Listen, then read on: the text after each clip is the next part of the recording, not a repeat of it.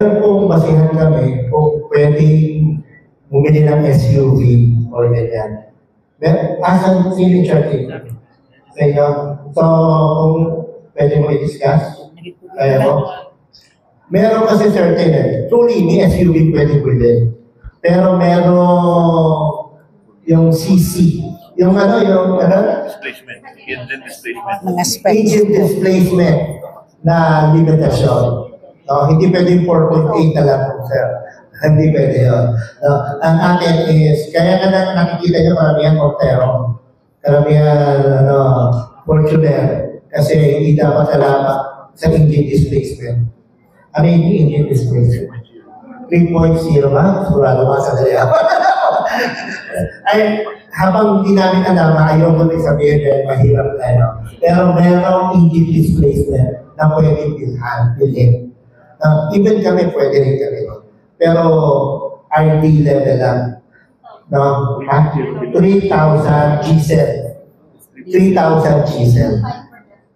2.5 for gasoline.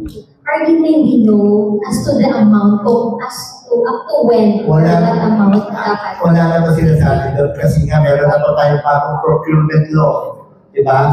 Meron na po doon. Alam naman natin na bago ka bumili, kailangan magkaroon ka ng market scoping. Ibig sabihin nun, yung hindi na po tayo kasi yung pinakamababa eh. Ang ating tinitignan, yung life cycle ng binibili mo. Bibili ka ng mura, tapos isang taon wala kang makita parts. Diba? Ano yun? Ayoko mag-quote. Pero meron mga gano'n, diba? Nangyayari mga past.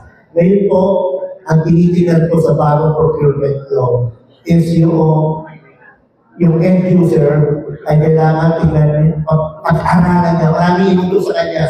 Market scoping, magkano ang presyo ng lahat, at other factors pa. Ang ilan ng warranty, 1 year, 2 years, tapos, ano ba yan? Lifespan, capability, mga ganyan. Marami yung inuutos sa batas, pero mabilis lang ang procurement. Pero, napapadali.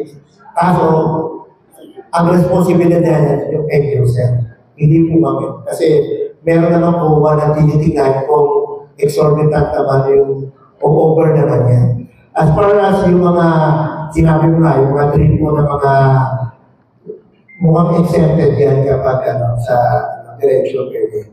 So, ibig sabihin po ay nasusunod po natin natin dito sa Western Visayas yung procurement. As far as BLG Region 6, lahat na nag-prefer ay dumadaan sa akin at ako nagbibigay ng authority, wala akong sumapayan dyan. Ang problema ko lang yung walang nagiging ng authority. At nakita niyo meron, please let us know.